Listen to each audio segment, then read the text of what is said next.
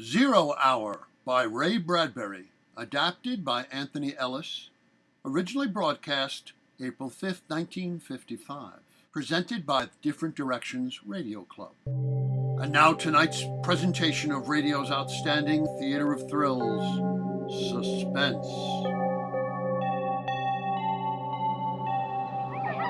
What a game! Such excitement they hadn't known in years. Mink talked earnestly to someone near the rose bush, though no one was there. Then the two little children shouting, laughing at each other, fun, such tremendous joy. Mink ran into the house, all dirt and sweat. For his years, he was loud and strong and definite. And his mother, Mrs. Morris, peeling vegetables at the sink, watched with amusement as her son threw into a sack old pots and tools and things which were relegated to child play. My goodness, Mink, what's going on? Oh, the most exciting game ever. Just ever. Oh? It's alright, I'll take these, Mom. Just don't dent them and it's alright. Thanks, Mom, we won't. Bye. Alright, dear. Oh, what's the name of the game, dear? Invasion.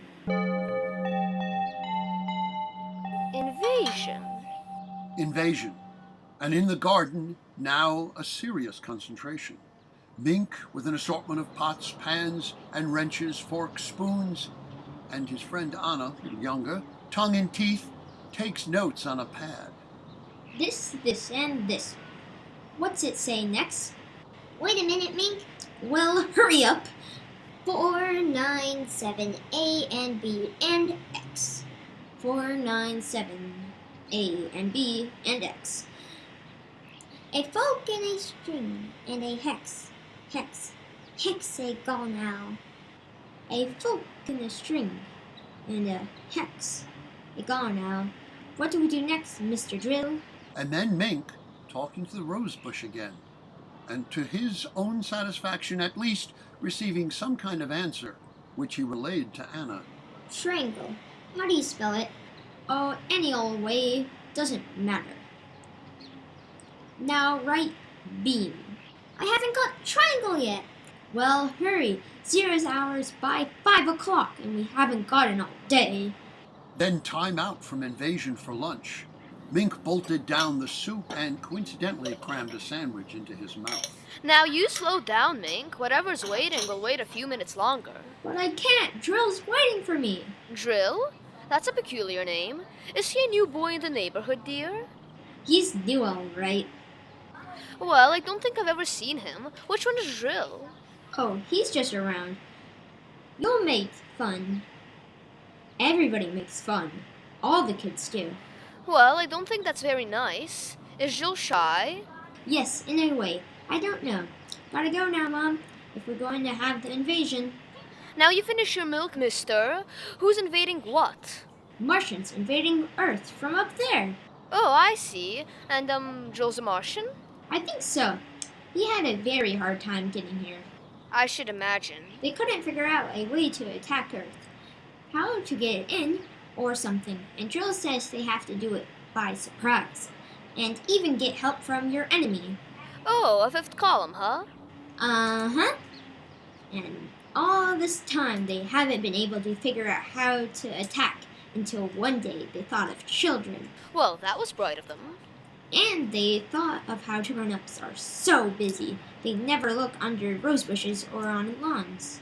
Oh, that's where Drill is now? Under the rose bush? Uh-huh. With all his friends, too. And there's something about kids under 11 with imagination. It's real fun to hear Drill talk. Well, it must be. You'd better run along out if you want to have your invasion before dark. Oh, and bathe tonight. School tomorrow, you know. Drill says I won't have to take any more baths. Oh, he does he? And we can stay up until 10 o'clock. Well, your friend Mr. Drill had better mind his P's and Q's, or I'm gonna call up his mother That's just it. Drill says you're dangerous because you don't believe in Martians. Just think, Drill's a kid. Well, he's not. And they're gonna let us run the world when they get in. All of us kids, and might even be king. Well, that's nice, dear. Now run along. Mom? What is it, dear? Mom, when the invasion comes, we'll have to get rid of you and Daddy, but I'm sure it won't hurt very much. Well, thanks. Thanks a lot.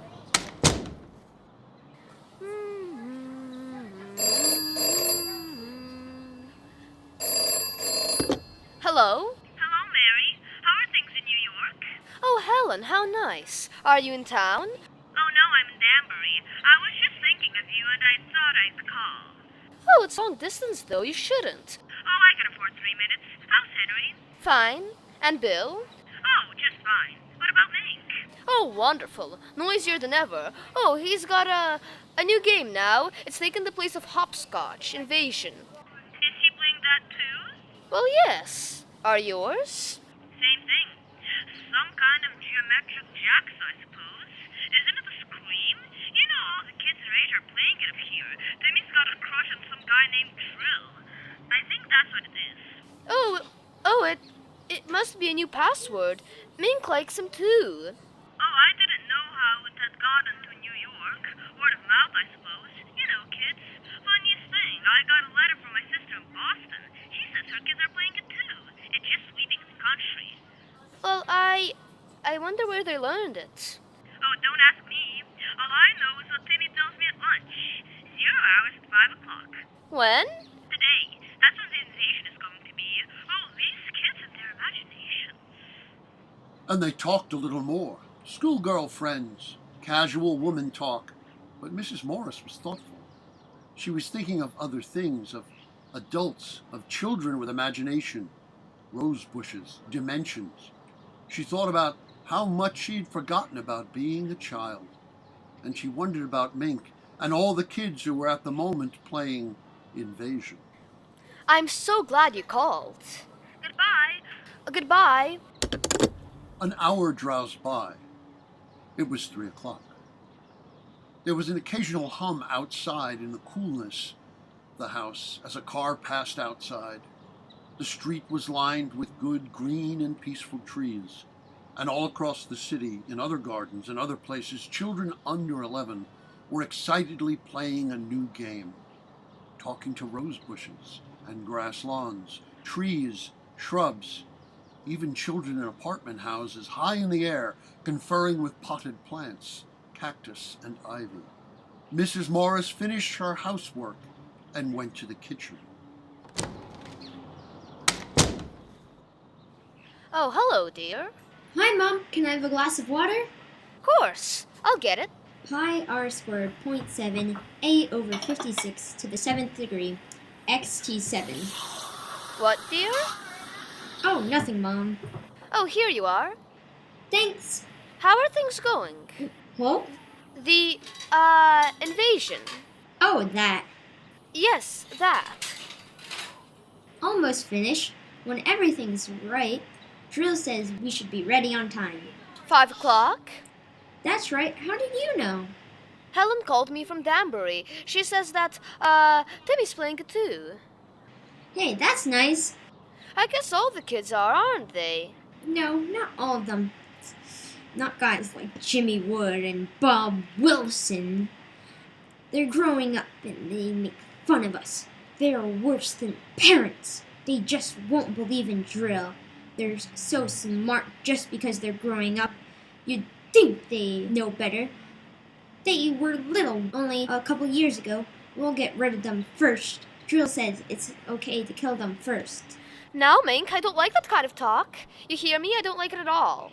Oh, Mom. Now I mean it. You keep on that way and there'll be no more playing. You'll have to tell Anna to go home and you'll stay inside until bedtime. I'm sorry. Well, I should think so. Thanks for the water, Mom. Mink, Yes, Mom? what did these, numbers mean? What numbers? Those numbers you were saying to yourself before. Oh, that. They're the things that we have to do to get Drill and his friends out. That's all. Look, dear, why don't you and Anna go down to the drugstore and get some ice cream? You don't even have to use your allowance. I'll pay for it. Haven't got time, Mom. Thanks. Well, I'd never believe I'd hear you say that. I gotta go now, Mom. Wait a minute, Mink, I want you to tell me the truth. What is this invasion silliness? It isn't silly. It's just a game, that's all. Mom, we're just playing an invasion. Excuse me, I gotta get back now. I'll see you later.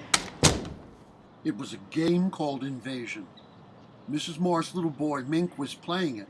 So was Mink's friend, Anna, and all the other children under 11. It was called Invasion, and 0 hour was to be at 5 o'clock. Mrs. Morris was disturbed. She wasn't sure why, but there was something about parents shutting ears and eyes to what was happening. Because she was disturbed, she did something she usually didn't do. She called her husband at the office. Hello, dear. Oh, hello, Henry. I'm sorry to bother you, but Miss Maxon said you weren't busy. No, not to. I should be able to get home early today. Everything all right? Yes. You all right? I'm fine. Mink? Oh, he's... Henry? What? Oh, nothing. I just wanted to talk to you for a minute. That's all. Listen, are you sure you're all right? Oh, yes. Mink been getting on your nerves? Not really. Well, you tell him to behave, or when I get home, he and I are gonna have a talk. As a matter of fact, he's been a little fresh lately, and I don't think it's good. Well, he's playing outside. He's fine. Honey, is something wrong? Well, I know. I told you, I was just thinking about you and wanted to talk, that's all. Nothing wrong with that. Not a thing. You go back to your work, dear. I'll see you soon. All right. What time do you think you'll be home? Oh, about 5. Maybe a little earlier. 5. Oh. Hey, what? Come on, what? Well, I was just thinking...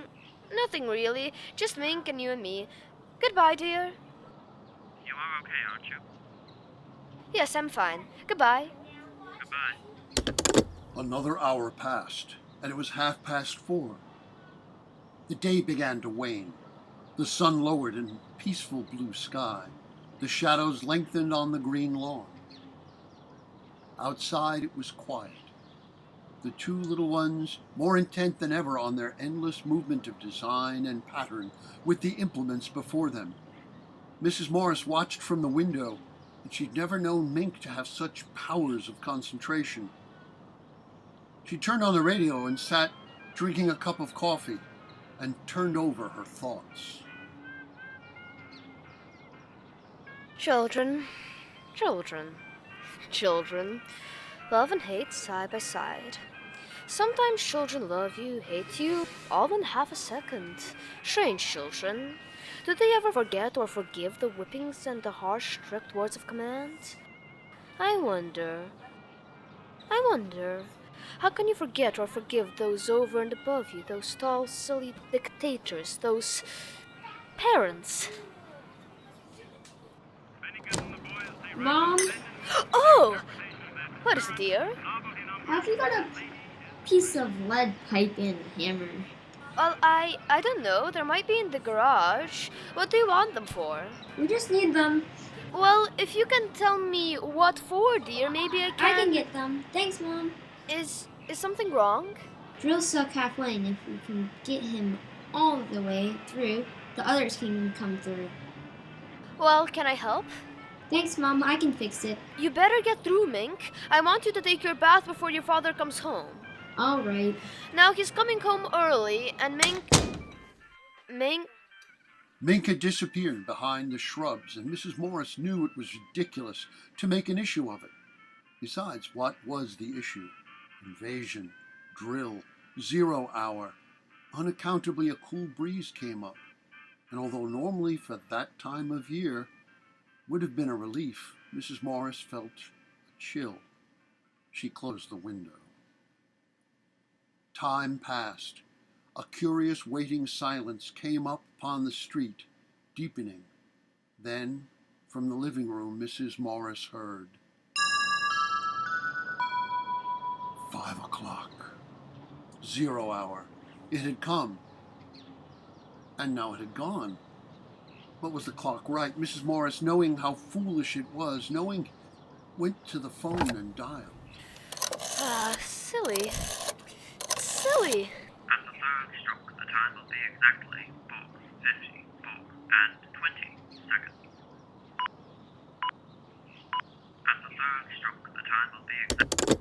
4:54 and 20 seconds, and Mrs. Morris knew it wasn't as silly as she thought, because it wasn't 5 o'clock yet, not 0 hour yet.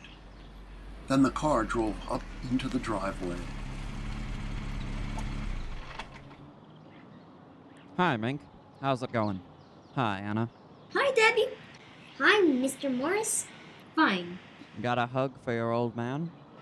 Haven't got time now, Daddy. Well, that's a nice thing. What are you doing? We're playing Invasion. Oh, swell. Your mother in the house? Uh-huh. Okay, be good. I will. 0 hours in a few minutes, Daddy. All right, I'll be ready. Mrs. Morris heard him chuckle, then his steps up the walk to the front door. Mary? Oh, hi. Hard day? Not particularly. Would you like a cocktail? You read my mind. Martini? Perfect. Anything exciting happened today? No. Oh, Helen called from Danbury. I told her she was crazy, but she just felt like calling. Like you calling me this afternoon. Crazy, huh? Say, what was that all about? Well, I told you. I just wanted to. Hey, incidentally, what's this new game the kids are playing? Invasion? That's a nice depressing thought. Is he alright? Come to think of it, he looked kind of funny. He's all right. What's the time, Henry? A couple of minutes after 5. Why? No, the clock's wrong. By your watch. Oh, I've got about a minute too. I'm probably slow. You got something on the stove? No, I just wondered. Honey, hey, look at me. What's the matter? Mink's been up to something? No, of course not. Then what? I guess I'm a little tired. Upset, that's all. You want to go out for dinner? Oh no, I've got a steak here. I'll tell you what. I'll barbecue. How'll that be? Oh, fine. What was that? What? Well, I thought I heard something. Well, I didn't. I must have been imagining it. Hey, you're jumpy. Why don't you have a drink? It'll do you good. No, I don't want one. What's the time? Mary, what is this? Now I mean it. Something's wrong, and I want to know. It's silly. It's so silly. I'm on edge, that's all. Mary? I am. I don't like this. That kid's done something, hasn't he? I'm gonna get him in here. No, Henry, please don't. He hasn't. It's nothing at all. I just... What's that? I don't know. Those kids haven't got anything dangerous out there, have they? I noticed a lot of junk lying around. I thought it was a game. He wouldn't have done it himself. They made him do it. What the devil? Maybe you'd better go out and tell him to stop playing now. It's after 5. You tell Mink to put off the invasion until tomorrow. It's coming from outside. What are they up to? I'd better take a look. Good lord! Bombs! They're bombing! No, it's upstairs. I know it was in the attic. Mary, it's not up there. He ran after her confused, not a little frightened. She seemed to know something. In the attic. Her mind had worked too quickly. Any excuse to get him away from the outside, to get him upstairs to the attic in time. And outside, there were more explosions. They could hear the children screaming with delight. It's not in the attic, it's outside. Mink's out there. What's the matter with you? No, I'll show you. Get inside, quick. Now we're safe until the night. Are you crazy? Why'd you throw that key away? Maybe we can sneak out later. Maybe we can escape. For heaven's sake, the kid's out there. Do you want her to get Oh, killed? no, you don't know. We've gotta stay here, It's horrible, we've got to. You gotta stay here with me. At this point, I don't know how the devil I can get out. Where's that light? Be quiet, please, be quiet. They'll hear us, they'll find us, Henry, please.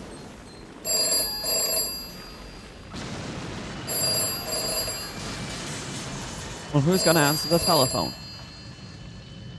There's that noise again. It's in this house. Mary, what is this? Mary, what's happening? You know, now answer me. Stop it, Mary, stop it. Somebody's downstairs. Who's down there? Who? Oh, no. Oh, hush, please, be quiet. They might go away, please.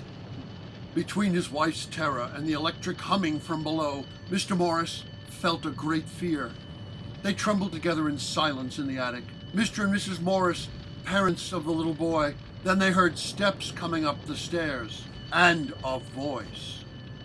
Mommy, Daddy, where are you? A strange cold light became visible under the door crack. The strange odor and the alien sound of eagerness in Mink's voice was almost more than they could bear. Each wanted to scream. Mommy, Daddy. And another sound.